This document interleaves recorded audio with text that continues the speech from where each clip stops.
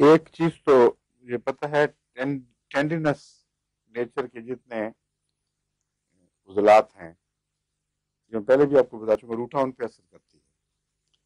Tendons جو muscles کے ساتھ جڑے ہوئے ہوتے ہیں وہ اپنی ذات میں نہیں سکڑتے، اور بڑے مضبوط فائبر کے بنے ہوئے ہوتے ہیں. جب مسلز حرکت کرتا ہے تو اس کے ریشے مسلز کے اندر جڑوں کی طرح پیوستہ ہوتے ہیں. جب مسل سکڑتا ہے تو وہ ان کو وہ کھینچتے ہیں اس طرف. جب مسل ڈھیلا ہو تو وہ آگے آ جاتے ہیں. اس طرح ہم یوں بول رہے ہیں، اب یہ انگلی ہلا رہے ہیں، ان سب میں وہی ہیں ٹینڈینس قسم کے جو ریشے ہیں، جن سے بکرا جب کر کے الٹا لٹکاتے ہیں نا، وہ سخت سی نالی بڑی مضبوط چیز ہے.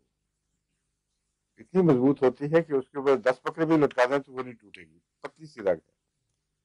لیکن انسان اپنی بے احتیاطیوں میں بعض دفعہ اتنا دباؤ ڈال دیتے ہیں ان پر کہ ان میں اگر انجری ہو جائے تو وہ پھر عام مسل والی دواؤں کے کام کی نہیں ہوتی.